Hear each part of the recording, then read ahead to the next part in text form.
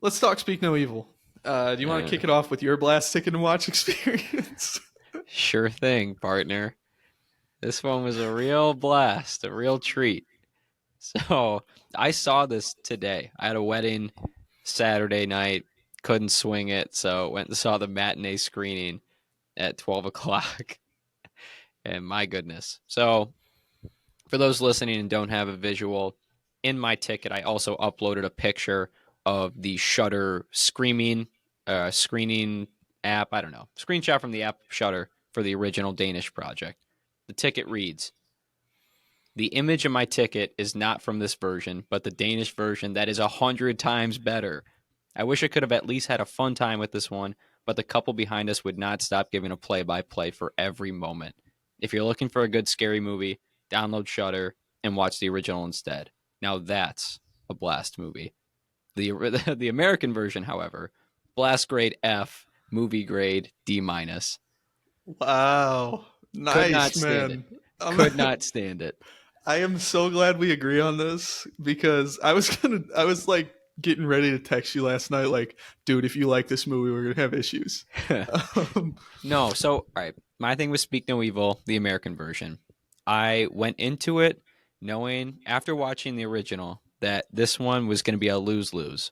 Either they were going to do the exact same thing and retread a movie that came out 2 years ago, which would not be a justification for its existence, or pivot from what made the original interesting and Americanize, modernize it, manufacture it to be a good popcorn flick. Either way, it loses. I won't say which way it loses, but it fucking loses.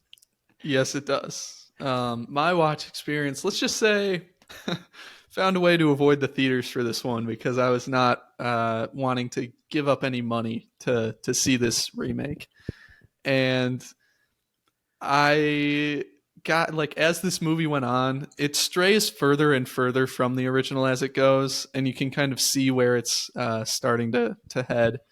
And as it went on, I hated it more and more, and um, eventually, I mean, like I just started getting ready for bed while I was watching this. Like I'm brushing my teeth. Well, well, there's some intense stuff happening, and I mean, it's just I hated this. I didn't make a blast ticket for it because I don't want Blast to have this version. I'm gonna make one for the original Danish version though, and I think this is a good time to talk about it because the original Danish film is one of the movies I reviewed when I worked for the newspaper at Illinois Wesleyan. You're kidding. I'm not. Do you have the original review? Yeah, I do. Can I pump this out real quick? Pause, sure. Title is Danish film Speak No Evil is an effective art house fright. And I said, Shudder has quietly become a powerhouse in the horror industry. The streaming service is dedicated entirely to the horror genre and has been producing high quality scary movies consistently over the past couple years. This October, Shudder released Speak No Evil, a truly twisted Danish film. This movie follows a Danish couple, Bjorn and Louise, and their daughter Agnes after they're invited to spend time at a rural home in the Netherlands by a Dutch couple, Patrick and Karen. The plot is driven by rising tensions between the families as Bjorn and Louise grow suspicious of their host's true intentions. They're also off put by Patrick and Karen's son Abel, who is afflicted with congenital aglossia. He was born without a tongue, hence the title of the film. Speak No Evil is one of the most disturbing movies I have ever seen. I was on the edge of my seat for even the most mundane conversations in this movie, always unsure of what to expect next. Director Christian Taftrup never holds the camera completely still, adding stress to each moment. Taftrup also lit all of the scenes in this film incredibly well. Shadows cast across characters' faces made it feel like no one could be trusted. Though the movie is dark, it succeeds in making sure that all the characters are always visible, even if the setting is not. Adding even more unease to the film was Soon Kolster's unnerving score. Some of the scariest moments in this film wouldn't even be remotely frightening without the eerie noises of the string instruments in the soundtrack. That said, Taftrup chooses the right moments to have no music in the film, leaving characters in complete silence and fear during some of the key moments. This film is full of incredible acting. Morten Burin's portrayal of Bjorn is among the best performances I've ever seen in a horror movie. While Bjorn was written very well, Burian made it feel like the character was a real multidimensional person. Although I didn't have any huge problems with Speak No Evil, I think that the film could have been a bit shorter. At 97 minutes, the film is slightly over the average horror runtime. Because of that, I noticed there were 2 or 3 scenes throughout the film that didn't add anything to the plot, further the development of the characters, or have any discernible value in relation to the theme. Speak No Evil belongs in the subgenre of art house or elevated horror alongside movies like Hereditary, Midsummer, or The Lighthouse. But Speak No Evil is as effective as those movies with a fraction of their budget. While the aforementioned 3 movies all had budgets around $10 million, Speak No Evil was given just under 3. Despite its lack of funding, the Danish film is a polished, high quality product at the caliber of the others. I would recommend Speak No Evil to anyone looking to experiment within the horror genre this Halloween. 4 out of 5 stars.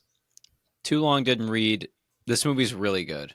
I was asked Yes. before the pod, you know, what defines a great scary movie or a great horror movie? I think I would point to this as exhibit A or B. I think this is about as well crafted as it gets. It doesn't need a big budget. It's slow burning. It does a great job building tension. An extreme lack, actually, like a complete lack of jump scares. Just great performances, great score, and the way the story unravels is, I don't know, unorthodox. It just checks all the boxes for me. It's haunting, it's uneasy, it's uncomfortable. It's what I want out of a scary movie. Exactly. And shout out to our boy Sean Fennessy because I first got this recommendation from listening to The Big Picture. Oh, okay, Sean. Way to step up. I think you were the reason I watched this. Yeah, I mean, I feel like Speak No Evil, the American version, was on our slate for this, and you made it very adamant. Like, dude, no, it is on your homework assignments for Blast this week. Watch the original, and I'm so glad I did because it did impact my theater experience with the American version. So thank you. The original was literally night and day compared to what I just watched. Yeah, so we've got. I gave the American version a double F. You gave it an FD minus. What's your grade for the original film? Well, since I watched it at home on my phone, I'd give it a blast grade of a B plus. It's hard to get an A experience on my phone at 10:30 at night, but it was still pretty phenomenal. I would say you could cut about a scene or two, and that's the only reason I'm not giving it an A or an A plus movie grade. So blast grade B plus, movie grade A minus. I mean, we're pretty aligned here. My blast grade was a B because I do wish that I could have seen this in a theater. The Bloomington theater market is kind of weird. Marcus shows pretty much just mainstream movies. AMC Classic shows stuff that only after it's collected some returns. Like when Worst Person in the World came out, AMC here showed it like 4 weeks later. Oh, interesting. Yeah. Um, so I was missing that theater experience. Gave it a blast grade of a B. My movie grade was also an A minus for the reasons you just said. Yeah. So, I mean, what I keep coming back to, though, when it comes to this version versus the American version, is I understand why they went that route on the remake. We're gonna do one 2 years later. Fine. We're gonna throw McAvoy on the cover. It's gonna make a bunch of money because James McAvoy is a great actor. It's gonna bring a lot to this role. I definitely understand the thought process there, but what was stopping Shudder, whatever studio that bought this, from pumping a bunch of money into the marketing, make a sick trailer, edit it the same way they did with the American version, and draw hype that way? You're going to make a killing off a movie that only cost $3 million to make. I don't understand why they didn't just do that. In a Violent Nature just released this year. It's the same thing. Yeah, I don't really get it either. The only thing I can think of is that people will not show up for horror movies in a foreign language. Yeah, I guess, but when it only makes 3 million, maybe you can swing it. And like if you're going to market the movie, there's plenty of like English in the movie. That's why I was so confused when I started watching it. I mean, the couple speaks English for about 50-60% of the movie. Yeah, it's ridiculous that this had to be remade. Bong Joon Ho's famous quote: "Once you overcome the 1 inch barrier of subtitles, your whole world is going to open up." Not exact, but pretty much. No Like, kidding. I mean, I just don't understand. And the people who won't show up for a foreign film also will sit at home with their captions on the whole time. Thank you. It's the same. Such bullshit. I don't get it. Same people that don't like animated movies or think they're just for kids. It's Shallow. yeah, Shallow. exactly. It's a closed-minded thing. But I do want to ask, what was your like very first reaction after this movie? Was it like an awe-struck thing as this? I mean, the last 15 minutes of the original Speak No Evil is pretty fucking insane. Yeah, this. I mean, you're talking theatrical like the American version. No, I'm talking original. Oh my gosh, impossible to watch. Like I couldn't help it. I was cringing the whole movie, but was practically sick to my stomach. But pair that with sheer anger towards our protagonists. I was so frustrated by the end, and that's the point. You want to feel this dark, twisted, horrible ending in that way. I just had a huge gut punch. It didn't feel good.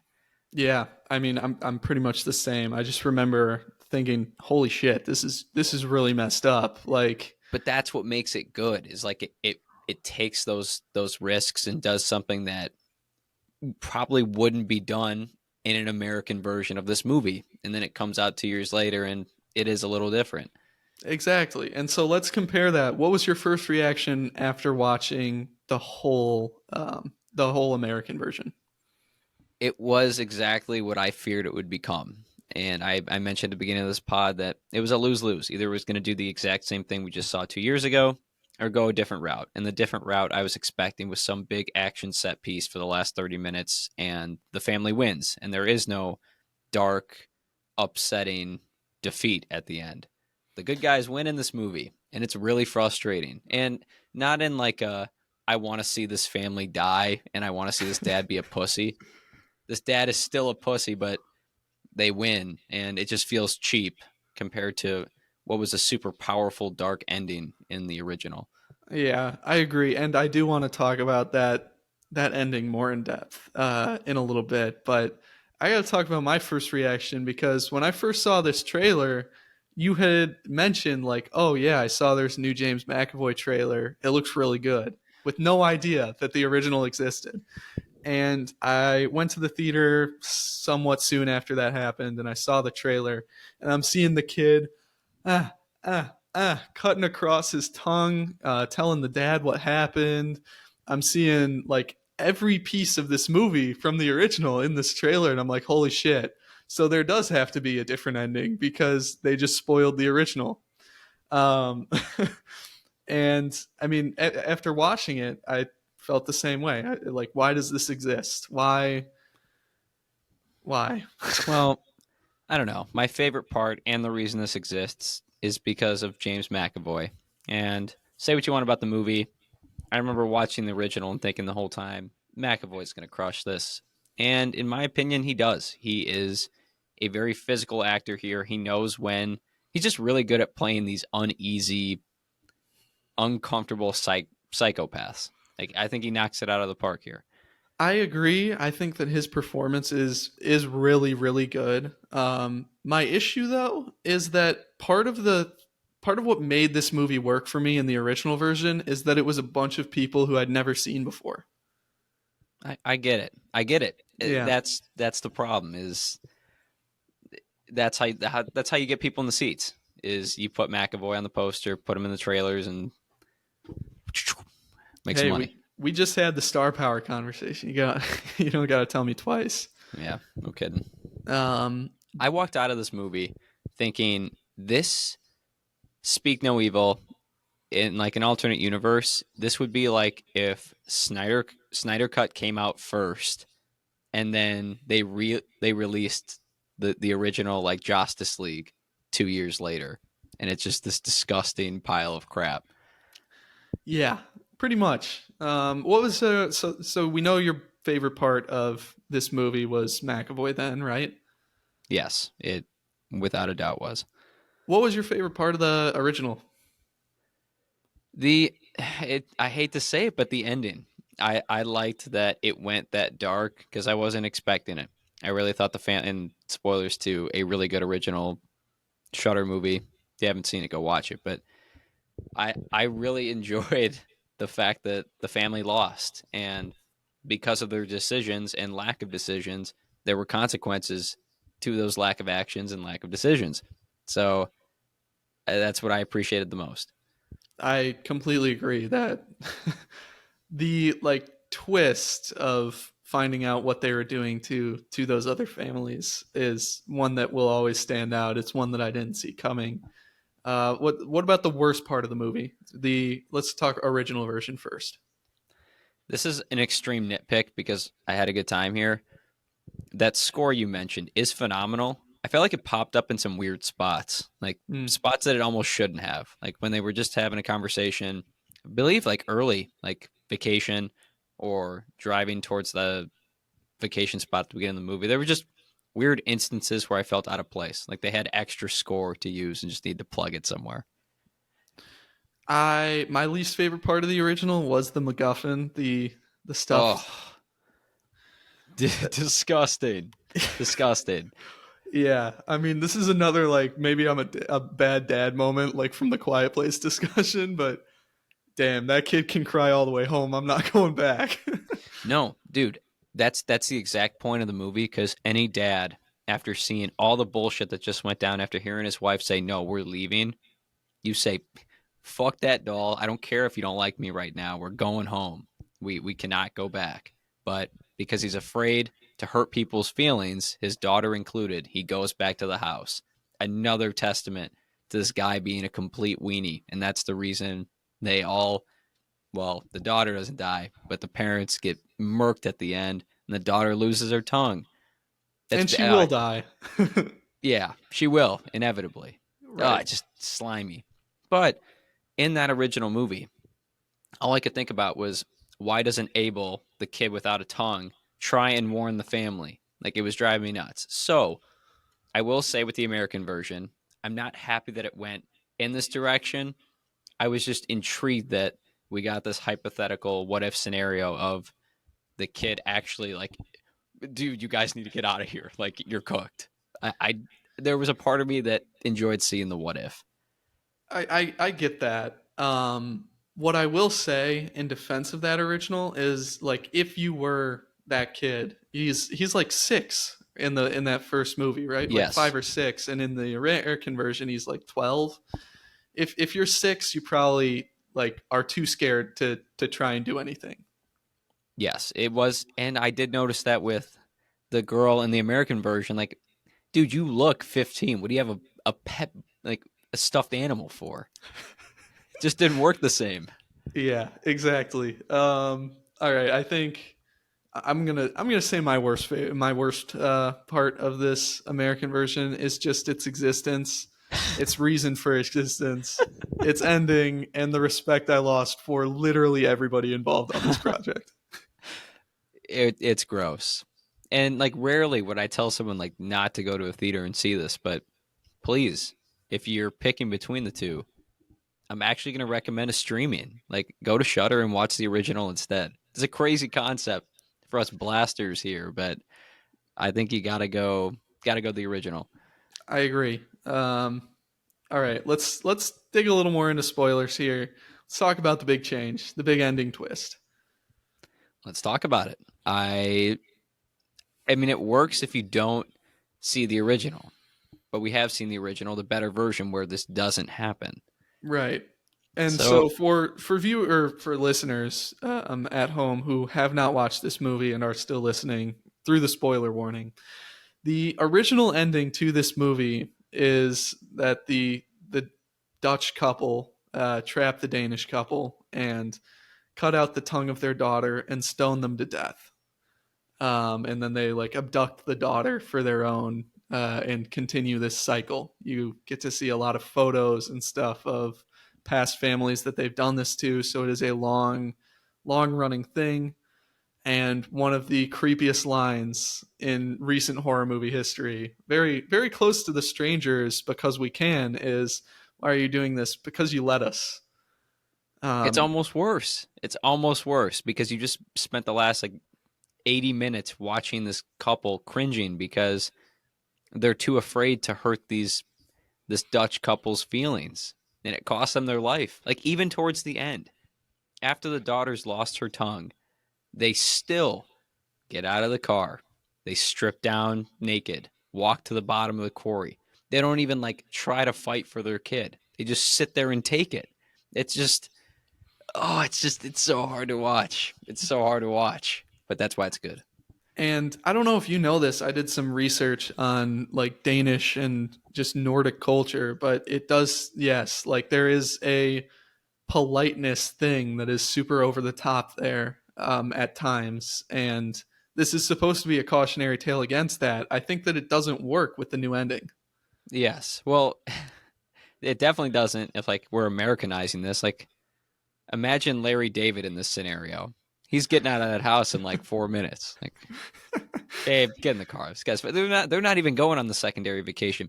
Because in this version, you get little hints that McAvoy and his wife are still wackadoos. Like he he like basically insists, like, no, I'm taking your daughter on a motorcycle ride. Like he still acts aggressive. He's passive aggressive about the vegetarian thing. That doesn't happen in the original. Like they have no incentive to actually go on this vacation this time. That's just another tidbit, but it just doesn't make sense in this one. Exactly. And another thing they changed that I'm not a fan of is that the couple in the American version actively sabotages their chances of escape. When in the original, like these people really can just walk out whenever. They just need to fucking say like "fuck you, we're leaving." And in the American version, it's like, "Oh no, the stuffed animal's up a tree. Oh, we slashed your tires." Like, Yes, it defeats the because, and they even use that line again, like because you let us. And I guess they do to an extent, but they still like actively try and like sabotage their escape. Another thing they changed was the couple's relationship because in the original, the scene where if you see the American version, McAvoy's like spying on their conversation about an affair, and they're fighting about some issues they had in the past. In the original Danish version, they're having sex. Like they're all good. mm-hmm. Um, there's that tidbit or that little difference. I like that the couple is like a unit in the original. I don't need the what is that service? What is that? How does that serve the story? Them not being a good couple. I don't think it serves anything. And I think there are hints of like this relationship is struggling in the original a little bit, but there's nothing like, oh, you cheated on me, like blah blah blah. It's like they like maybe these people are going on a vacation to help rekindle their love, or maybe there is a lost spark or something, but we don't really know. Like we don't get that explicitly told to us through a pretty forced expositional argument. Yes, exactly.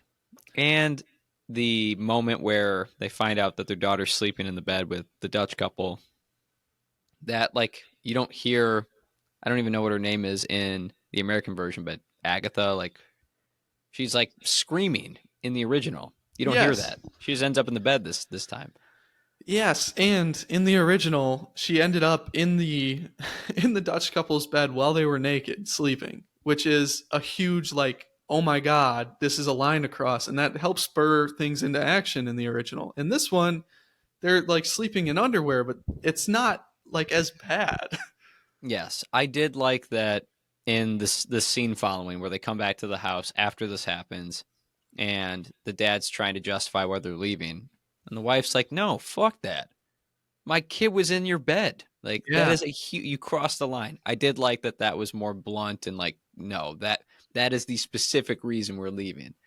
There were like little moments that I enjoyed over this, but the ending that we keep talking about in the American version, that is the reason it's distasteful and gross. Correct. I mean, in that original ending, I still vividly remember I was like shutting my eyes. I couldn't believe that they were actually putting this on camera. Ugh, just gross. That and they it just like lingers on the stoning for a long time. And the tongue. I couldn't believe they showed the tongue getting chopped out. Like harming kids in a movie just doesn't and shouldn't happen. So and again, I'm not like condoning something like that, but they had the balls to do it in the original, and that's why maybe it stands out. It's why it's a good movie. I can't figure it out. I'm gonna say one more thing too, because in the original, and this is partially pulled from a letterbox review I saw that pointed this out. In the original, there is the scene where the Dutch and Danish dad are screaming in the wilderness, like just letting it all out. And that's supposed to be a thing. Like later on, you're like, oh shit, no one's going to hear these people when they die. In this movie, it's just there to be there. Yep. Yeah. It's yeah, well said. I mean, just manufactured garbage. That's all this is, recycled garbage.